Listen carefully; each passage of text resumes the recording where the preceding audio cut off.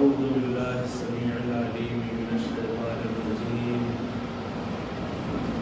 وما خلقت الجن والإنس إلا ليعبدون.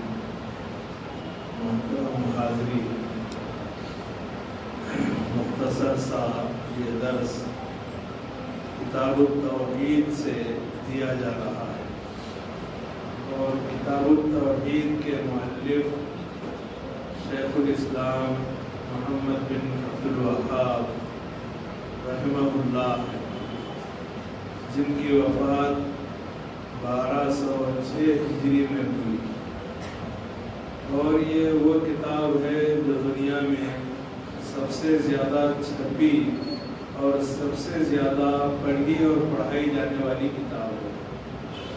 اس کتاب کی بڑی اہمیت اس لیے ہے کہ اس کتاب میں توحید اور عقیدے کے مسائل بیان کیے گئے ہیں، اور توحید اور عقیدہ یہ بنیادی مسئلہ ہے، بلکہ ہم کہہ سکتے ہیں کہ قبول اسلام کے بعد سب سے پہلے اسی کلمے کو پڑھنا پڑتا ہے، لا الہ الا اللہ محمد الرسول اللہ۔ جب تک آدمی نہ کہے وہ دائرہ اسلام میں داخل نہیں ہوتا، اور یہی کلمہ ہے جس کلمے کے مقصد کو پورا کرتے ہوئے بندہ مومن پوری زندگی اللہ کی عبادت میں گزارتا ہے، اور یہی کلمہ ہے جس کلمے کو آدمی دنیا سے جاتے ہوئے اپنی زبان سے اگر ادا کرے تو اس کی نجات ہے، اس لیے کہ رسول اللہ صلی اللہ علیہ وسلم نے فرمایا من کان آخر کلامہ لا الہ الا اللہ دخل الجنہ۔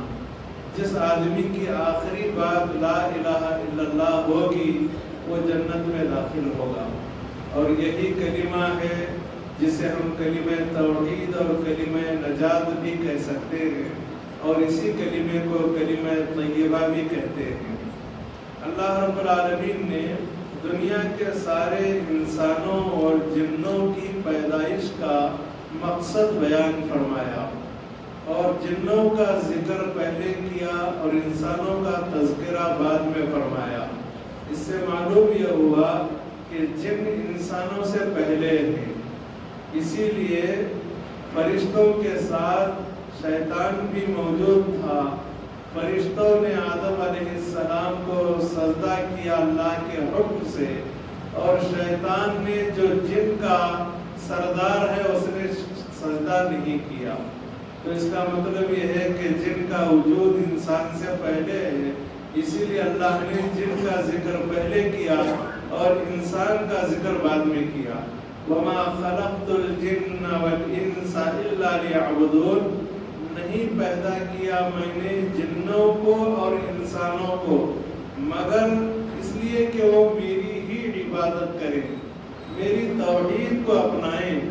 یقیناً انسان کو اللہ تعالیٰ نے اس بات کا بھی مکلف کیا کہ وہ دنیا کو آباد کرے، اور دنیا کو آباد کرنے کے جتنے اسباب اور وسائل ہیں انسان کو اختیار دیا گیا کہ وہ اپنائے، لیکن یہ دنیا کے وسائل ہیں، اور کامیابی وسائل کے اختیار کرنے میں نہیں ہے، بلکہ کامیابی اللہ کی عبادت میں ہے۔ تو اللہ تعالیٰ نے انسانوں اور جنوں کے پیدائش کا مقصد صرف اس کی عبادت بتایا ہے۔ سوال یہ ہے کہ یہ عبادت کب سے شروع ہوگی اور کب ختم ہوگی؟ جب آدمی سن بلوغت کو اور شعور کو پہنچ جائے تو اس کے لیے عبادت فرض ہے، یہاں تک کہ موت آ جائے۔ اللہ تعالیٰ نے قرآن میں فرمایا فَسَبِّحْ بِحَمْدِ رَبِّكَ، تم اپنے رب کی حمد کے ساتھ تسبیح بیان کرو، وَقُمْ مِنَ السَّاجِدِينَ، اور سجدہ کرنے والوں میں سے ہو جاؤ۔ اور اس کے بعد اللہ نے فرمایا وَعَبُدْ رَبَّكَ حَتَّى يَأْتِيَكَ الْيَقِينُ، آپ اپنے رب کی عبادت کیجئے یہاں تک کہ آپ کے پاس یقین آ جائے، موت آ جائے۔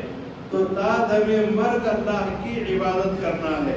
ایسا نہیں ہے کہ رمضان کا مہینہ آیا عبادت کر لی، ذوالحجہ کا مہینہ آیا عبادت کر لی، جمعہ کا دن آیا عبادت کر لی اور بقیہ اوقات میں اللہ کو بھلا بیٹھے۔ ایک خاص بات یہ بھی ہے، عبادت کا مفہوم سمجھنے کی ضرورت ہے۔ عبادت کسے کہتے ہیں؟ اہل علم نے دو طرح کی تعریفیں کی ہیں۔ ایک تعریف عبادت کی یہ ہے طاعت اللہ بفعل اوامرہ واجتناب نواہیہ، اللہ کی فرما برداری کرنا، اس کے اوامر کو بجا لا کر اور اس کی منع کردہ باتوں سے باز آ کر۔ اتنا کافی نہیں ہے، مع محبتہ و خوفہ و رجائہ۔ اور یہ جو عبادت ہے اور اللہ کی فرما برداری ہے، اللہ کی محبت کے ساتھ ہونا چاہیے اور اللہ تعالیٰ کی پکڑ اور گرفت سے ڈرتے ہوئے ہونا چاہیے اور ساتھ ہی ساتھ اللہ کی رحمت سے امید رکھتے ہوئے ہونا چاہیے۔ تو یہ تعریف عبادت کی یہ ہے۔ اور دوسری تعریف شیخ الاسلام ابن تیمیہ رحمۃ اللہ علیہ نے فرمائی ہے، العبادت ہی اسم جامع لکل ما یحبہ اللہ ویرضاہ من الاقوال والاعمال الظاہرۃ والباطنہ۔ عبادت نام ہے ہر اس چیز کا جس کو اللہ چاہتا اور پسند کرتا ہے اور راضی ہوتا ہے، چاہے وہ پسندیدہ بات اور پسندیدہ چیز قول کی شکل میں ہو یا فعل کی شکل میں ہو، ظاہر ہو یا باطن ہو۔ تو اس کا مطلب یہ ہے کہ عبادت کا مفہوم پوری زندگی کو محیط ہے۔ آدمی ظاہر ہے خاموش اور گونگا بن کر نہیں رہے گا، بات کرے گا۔ جب بھی بات کرے گا تو اللہ کی مرضی کے اگر موافق کر رہا ہے تو وہ عبادت ہے، اور جب بھی کوئی کام کر رہا ہے اللہ کی مرضی کے موافق تو گویا کہ وہ عبادت کر رہا ہے۔ یہی وجہ ہے انسان جو حلال کماتا ہے اس کا حلال کمانا بھی عبادت ہے۔ کیوں؟ اس لیے کہ اللہ کے قوانین کے مطابق اور اللہ کے احکام کے مطابق ایک آدمی کما رہا ہے۔ اسی لیے اللہ تعالیٰ نے قرآن میں فرمایا فَإِذَا قُضِيَتِ الصَّلَاةُ فَانتَشِرُوا فِي الْأَرْضِ وَابْتَغُوا مِن فَضْلِ اللَّهِ۔ جب نماز جمعہ مکمل ہو جائے، ختم ہو جائے تو اللہ کی زمین میں پھیل جاؤ اور اللہ کا فضل اور روزی تلاش کرو۔ اللہ تعالیٰ نے فضل اور روزی تلاش کرنے کا حکم دیا اور اس کے بعد فرمایا وَاذْكُرُوا اللَّهَ كَثِيرًا لَعَلَّكُمْ تُفْلِحُونَ، اور اللہ کا روزی تلاش کرتے وقت میں زیادہ سے زیادہ ذکر کرو تاکہ تم فلاح پا جاؤ۔ تو آدمی کا کمانا یہ بھی عبادت ہے۔ سبحان اللہ۔ اور ایک قدم آپ آگے بڑھ کر یہ کہہ سکتے ہیں کہ زبان سے ہم اور آپ سبحان اللہ کہتے ہیں، الحمدللہ کہتے ہیں، اللہ اکبر کہتے ہیں، لا الہ الا اللہ کہتے ہیں، کسی کو بھلائی کا حکم دیتے ہیں اور کسی کو برائی سے روکتے ہیں، یہ بھی صدقہ، نیکی اور عبادت ہے۔ یہاں تک کہ اللہ کے رسول صلی اللہ علیہ وسلم نے فرمایا وَفِي بُضْعِ أَحَدِكُمْ صَدَقَةٌ، تم میں سے کوئی آدمی اپنی بیوی اور اہل سے شہوت پوری کر رہا ہے تو یہ بھی صدقہ، نیکی اور عبادت ہے۔ صحابہ نے کہا اے اللہ کے رسول صلی اللہ علیہ وسلم، ایک آدمی اپنی شہوت پوری کر رہا ہے، بھلا اسے اس میں اجر اور ثواب کیسے ملے گا؟ یہ عبادت اور صدقہ اور نیکی کیسے ہے؟ اللہ کے رسول صلی اللہ علیہ وسلم نے فرمایا اچھا یہ بتاؤ، اگر کوئی آدمی اپنی شہوت اور خواہش نفس غیر عورت سے پوری کرتا تو کیا اسے گناہ نہ ہوتا؟ تو صحابہ نے کہا ہاں ہوتا۔ تو آپ نے فرمایا اگر کوئی آدمی اپنے شہوت اور خواہش نفس حلال طریقے پر پوری کر رہا ہے تو یہ اس کے لیے نیکی ہے اور اجر کا باعث ہے۔ تو اس کا مطلب یہ ہوا کہ عبادت کے کچھ مظاہر ہیں، ورنہ بندہ مومن کی پوری زندگی عبادت ہے، بشرطے کہ وہ اللہ کے احکام کی تعمیل کر رہا ہو، اللہ کی منع کردہ باتوں سے روک رہا ہو تو اس کی پوری زندگی عبادت ہے۔ اسی لیے اللہ نے کہا قُلْ إِنَّ صَلَاتِي وَنُسُكِي وَمَحْيَايَ وَمَمَاتِي لِلَّهِ رَبِّ الْعَالَمِينَ، آپ کہیے بے شک میری نماز، میری قربانیاں، میرا جینا، میرا مرنا سب رب العالمین کے حکم کے تابع ہے۔ اگر کسی کام کے کرنے کا حکم ہے تو میں اس کی تابعداری کروں گا، اگر کسی کام سے روکا گیا ہے تو میں اس کی تابعداری کرتے ہوئے تو مختصر بات یہ ہے کہ اللہ تعالیٰ نے جنوں اور انسانوں کے پیدا کرنے کا جو مقصد بتایا ہے وہ عبادت بتایا ہے، اور عبادت یہ اللہ کا حق ہے، اللہ تعالیٰ کا حق ہے۔ اس حق کے اندر اللہ کی مخلوق کو شریک کرنا یہ بہت بڑا جرم ہے اور بہت بڑا گناہ ہے۔ چنانچہ اور ایک آیت ہے، اللہ تعالیٰ نے اس آیت مبارکہ میں فرمایا وَلَقَدْ بَعَثْنَا فِي كُلِّ أُمَّةٍ رَسُولًا أَنِ اعْبُدُوا اللَّهَ وَاجْتَنِبُوا الطَّاغُوتَ، اور یقیناً ہم نے ہر امت اور ہر قوم میں ایک رسول بھیجا ہے، اور کیا پیغام دے کر بھیجا؟ اس رسول نے اپنی قوم اور اپنی امت سے کیا کہا؟ أَنِ اعْبُدُوا اللَّهَ وَاجْتَنِبُوا الطَّاغُوتَ، کہ تم لوگ اللہ کی عبادت کرو اور طاغوت سے بچو۔ دو باتیں اس آیت مبارکہ میں بیان کی گئی ہیں۔ ایک بات یہ ہے کہ اللہ کی عبادت کی جائے، لیکن ساتھ ساتھ غیر اللہ کی عبادت سے بچا جائے۔ ایسا نہیں ہو سکتا کہ ایک آدمی اللہ کی عبادت کر رہا ہے اور ساتھ میں غیر اللہ کی بھی عبادت کر رہا ہے۔ تو اسی لیے حکم دیا گیا کہ اللہ کی عبادت کرو اور طاغوت سے بچو۔ طاغوت کیا ہے؟ ہر وہ چیز جو اللہ کے سوا ہے سب طاغوت ہے، چاہے وہ پتھر کی شکل میں ہو، درخت کی شکل میں ہو، چاند اور سورج کی شکل میں ہو، یا دیگر مخلوق کی شکل میں۔ تو اس آیت مبارکہ میں انبیاء کے بعثت کے مقصد کو واضح کیا گیا۔ چنانچہ انبیاء علیہ السلام اپنی قوم کو توحید کی دعوت دیتے رہے، ایک اللہ کی عبادت کی دعوت دیتے رہے۔ اسی لیے بعض انبیاء کا قرآن میں ذکر کیا گیا اور سب کی ایک ہی بات نقل کی گئی۔ ہر نبی نے یہ کہا یا قوم اعبدوا اللہ ما لکم من الہ غیرہ، اے میری قوم تم لوگ اللہ کی عبادت کرو، تمہارے لیے اس کے سوا کوئی معبود یا برحق نہیں ہے۔ سچا معبود اگر کوئی ہے، عبادت کے لائق ہے، تو صرف اللہ تعالیٰ ہے۔ اور ایک آیت مبارکہ ہے جس میں اللہ تعالیٰ نے اپنے فیصلے کا ذکر فرمایا وَقَضَى رَبُّكَ أَلَّا تَعْبُدُوا إِلَّا إِيَّاهُ وَبِالْوَالِدَيْنِ إِحْسَانًا، اور آپ کے رب کا فیصلہ ہے۔ اللہ نے اپنے رسول سے خطاب کیا، آپ کے رب کا فیصلہ ہے۔ کیا فیصلہ ہے؟ کہ تم لوگ عبادت نہ کرو مگر اسی کی، یعنی اے رسول آپ ہوں یا آپ کی امت ہو، سارے لوگ مل کر اگر عبادت کرنا ہے تو صرف اللہ کی عبادت کرو، اور والدین اور ماں اور باپ کے ساتھ اچھا برتاؤ کرو، حسن سلوک کرو۔ تو اللہ رب العالمین کا یہ فیصلہ ہے کہ اللہ تعالیٰ نے یہ فیصلہ فرمایا ہے کہ سارے بندے اللہ ہی کی عبادت کریں، اللہ کے سوا کسی اور کی عبادت نہ کریں، اور ساتھ ہی ساتھ ماں باپ کے ساتھ اچھا برتاؤ کریں، اس لیے کہ ماں باپ بندے کے انسان کے وجود کا سبب ہے۔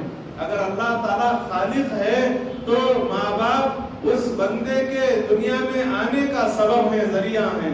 اللہ تعالیٰ نے اپنا حق ذکر کرنے کے بعد دنیا میں سب سے پہلے ماں باپ کا حق ادا کرنے کا حکم دیا ہے۔ اس کے بعد کی آیت مبارکہ میں اللہ نے فرمایا وَاعْبُدُوا اللَّهَ وَلَا تُشْرِكُوا بِهِ شَيْئًا، تم لوگ اللہ کی عبادت کرو اور اس کے ساتھ کسی چیز کو شریک نہ ٹھہراؤ۔ ایک شخص اللہ کی عبادت کر رہا ہے اور ساتھ ہی ساتھ شرک کر رہا ہے تو اس کی عبادت ضائع اور برباد ہے۔ اس لیے کہ اللہ نے قرآن میں فرمایا وَلَقَدْ أُوحِيَ إِلَيْكَ وَإِلَى الَّذِينَ مِن قَبْلِكَ لَئِنْ أَشْرَكْتَ لَيَحْبَطَنَّ عَمَلُكَ، آپ کی جانب وحی کی گئی ہے اور آپ سے پہلے رسولوں کی جانب وحی کی گئی ہے کہ اگر آپ نے بھی شرک کیا تو آپ کے اعمال اکارت اور ضائع ہیں۔ تو معلوم یہ ہوا شرک اتنا بڑا جرم ہے کہ اگر آدمی شرک میں مبتلا ہو جائے تو اس کی توحید والی ساری عبادتیں ضائع ہو جائیں گی۔ تو صرف خالص اللہ کی عبادت کرنا ضروری ہے، ورنہ وہ عبادت اللہ کی جناب میں ناقابل قبول ہے۔ اور ایک آیت مبارکہ میں پڑھ دیتا ہوں، وہ یہ ہے قُلْ تَعَالَوْا أَتْلُ مَا حَرَّمَ رَبُّكُمْ عَلَيْكُمْ أَلَّا تُشْرِكُوا بِهِ شَيْئًا، آپ کہیے تم لوگ آؤ میں تلاوت کروں اس کو جو تمہارے رب نے تم پر حرام کیا ہے۔ اللہ نے بہت سی چیزوں کو، بہت سے کھانے پینے کے چیزوں کو اور بہت سے امور کو حرام کیا ہے۔ ان میں سے ایک حرام بات کیا ہے کہ اللہ کے ساتھ شرک نہ کیا جائے۔ اللہ تشرکوا بہ شیئا، یہ کہ تم لوگ اس کے ساتھ کسی بھی چیز کو شریک نہ ٹھہراؤ، چاہے وہ چیز سورج کی شکل میں ہو، چاند کی شکل میں ہو، چاہے وہ چیز کسی اور شکل میں ہو، کسی بھی چیز کو اللہ کا شریک اور اس کا ساجھا نہ بناؤ۔ عبداللہ ابن مسعود رضی اللہ عنہ فرماتے ہیں جس آدمی کا ارادہ ہو کہ وہ محمد صلی اللہ علیہ وسلم کی وصیت کو دیکھے اور وصیت کی طرف نظر کرے، جس کے اوپر محمد صلی اللہ علیہ وسلم کی مہر لگی ہے، تو اس آدمی کو چاہیے کہ اس آیت کو پڑھے جو ابھی پڑھی گئی، قُلْ تَعَالَوْا مَا حَرَّمَ رَبُّكُمْ عَلَيْكُمْ أَتْلُ مَا حَرَّمَ رَبُّكُمْ عَلَيْكُمْ أَلَّا تُشْرِكُوا بِهِ شَيْئًا۔ اس آیت کو کہاں تک پڑھنے کا حکم دیا گیا؟ وَأَنَّ هَذَا صِرَاطِي مُسْتَقِيمًا، اور بے شک یہ میرا سیدھا راستہ ہے۔ اللہ کے رسول صلی اللہ علیہ وسلم نے اس آیت مبارکہ کو تلاوت فرمایا اور اللہ تعالیٰ نے اپنے رسول کی جانب سے اس بات کو واضح فرمایا کہ رسول اس بات کا اعلان کرے کہ یہی میرا سیدھا راستہ ہے۔ ایک حدیث پڑھ کر میں درس کو ختم کر دیتا ہوں، انشاءاللہ اتنی باتیں آج کے لیے کافی ہو جائیں گی، اور وہ حدیث بہت ہی جامع حدیث ہے۔ یہ حدیث ہر ایک کے ذہن میں ہونا چاہیے۔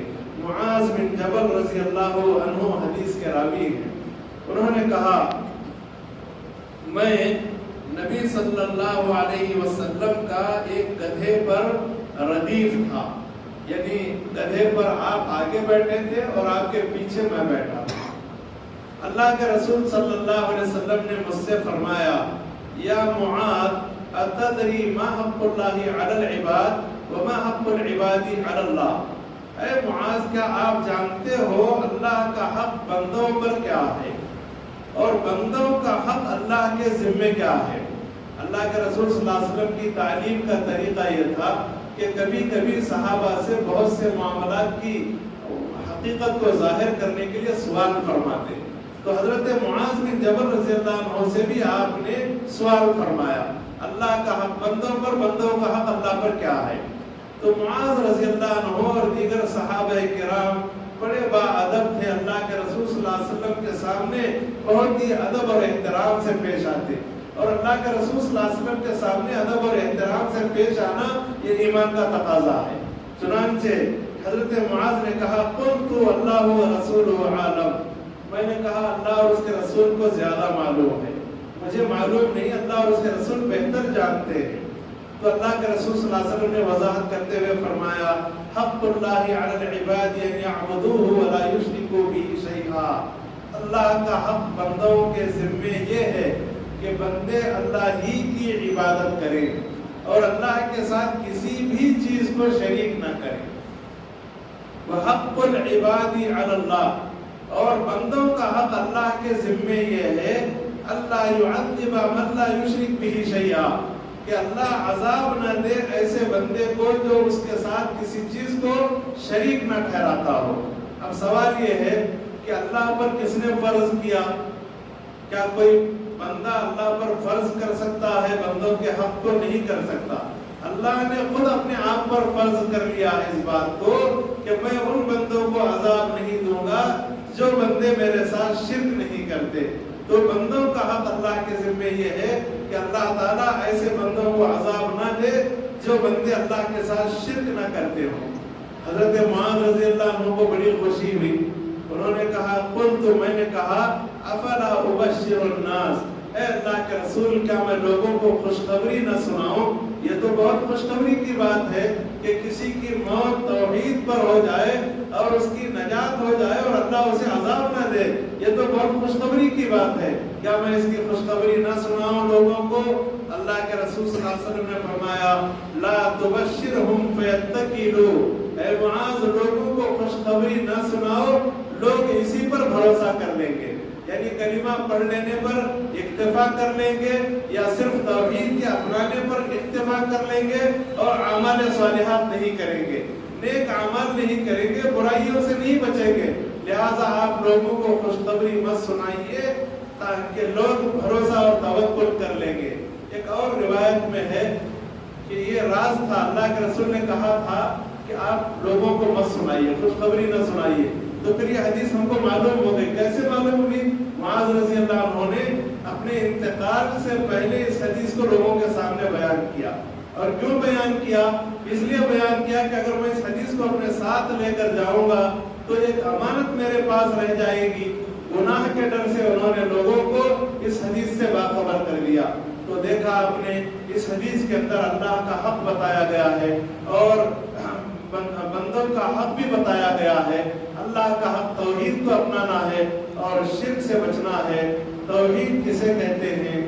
توحید اللہ تعالیٰ کو ایک ماننا ربوبیت میں، اور ربوبیت میں ایک ماننے کا مطلب یہ ہے کہ یہ پکا عقیدہ رکھنا کہ اللہ تعالیٰ کائنات کی ہر چیز کا خالق ہے، اللہ کائنات کی ہر مخلوق کا مالک ہے، اور اللہ تعالیٰ مخلوق کا رازق ہے، اور کائنات میں صبح سے شام جو بھی معاملات ہوتے ہیں ان کی تدبیر کرنے والا اللہ تعالیٰ ہے۔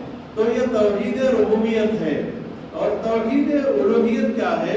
توحید الوہیت یہ ہے کہ بندہ مومن یہ عقیدہ رکھے، پختہ یقین رکھے کہ اگر عبادت کے لائق کائنات میں کوئی ہے تو صرف اللہ ہے، اللہ کے سوا کوئی عبادت کے لائق نہیں ہے، وہی معبود برحق ہے۔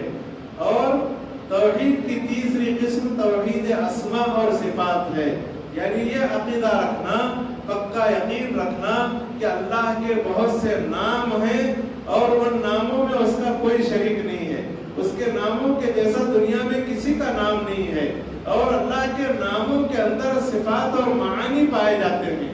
مثال کے طور پر اللہ تعالیٰ کا نام السمیع ہے، البصیر ہے، تو پہلا ہمارا یہ عقیدہ ہونا چاہیے کہ اللہ کا نام السمیع اور البصیر ہے، اور اس کے اندر سننے اور دیکھنے کا معنی بھی پایا جاتا ہے۔ ایسا نہیں ہے کہ صرف السمیع نام ہے، البصیر نام ہے اور وہ نہ سنتا ہے نہ دیکھتا ہے، ایسا نہیں ہے۔ تو صفات کو ماننے کا یہ مطلب ہے اللہ تعالیٰ سننے والا ہے ویسے جیسے اس کی شان کے لائق ہے، اور دیکھنے والا ہے ویسے جیسی اس کی شان کے لائق ہے۔ تو اللہ کے اسماء اور صفات کے بارے میں یکتائی کو ماننا یہ توحید اسماء اور صفات ہے۔ اتنی باتیں آج کے لیے کافی ہیں۔ رب کریم سے دعا ہے اللہ رب العالمین ہمیں توحید خالص کی نعمت سے مالا مال فرمائے، اللہ تعالی ہمیں ہر طرح کے چھوٹے بڑے شرک سے محفوظ رکھے، رب کریم ہماری نیکیوں کو، نیک اعمال کو شرف قبولیت عطا فرمائے، آمین۔